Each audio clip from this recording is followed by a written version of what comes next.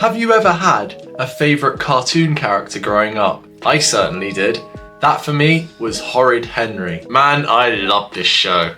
It was about this rambunctious young child who always got into trouble for just his curiosity alone. He was disruptive, he was a rowdy, he was difficult to work with, especially among the teachers. And his story really resonated with me for some reason, and I'm going to go into detail why I think he resonated with me so much. I have Asperger's syndrome, and it is also believed by the viewers that Horrid Henry also has autism, some believe to be Asperger's too. He has a younger brother called Perfect Peter. I also have a younger brother, but he's nothing like Perfect Peter. He's just his own version of Henry, more like. And I believe I'm not the only one who felt like their life was quite like Horrid Henry's at some points. In fact, the author of Horrid Henry, Francesca Simon, received a lot of letters from parents saying how much their kids adored Horrid Henry. And there was a trend here.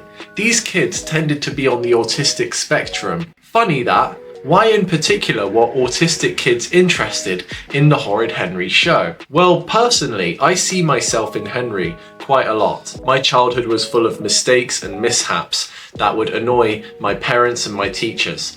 I would always push the boundaries of my authority figures. And this came out a lot, particularly in school, where I would lose control of my emotions, as back then as a child, I was less in control of them. And then a teacher would say, "Stop it," which is very reminiscent of the way Henry would be told off. And after I started watching the show, I became inspired by Horrid Henry, in fact. So much so that I formed my own Purple Hand Gang when I was 9 years old. I proclaimed myself to be Henry, and I appointed a Rude Ralph, and I also appointed my Beefy Bert, Athletic Al, and Weepy William. But the people I got to fill in for those last three changed every now and then.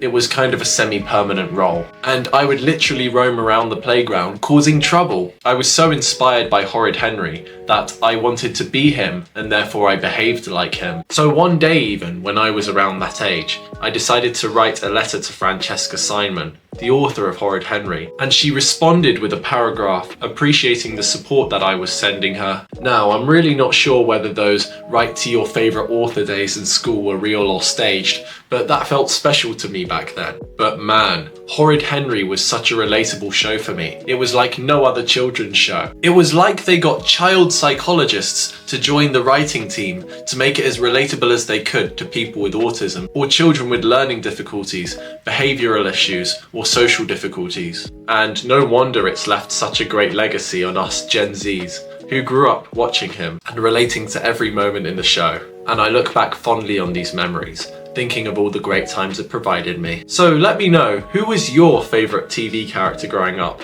Let me know in the comments below. Thank you so much for listening. I hope you see why I related to Horrid Henry so much. Take care, and see you in the next video.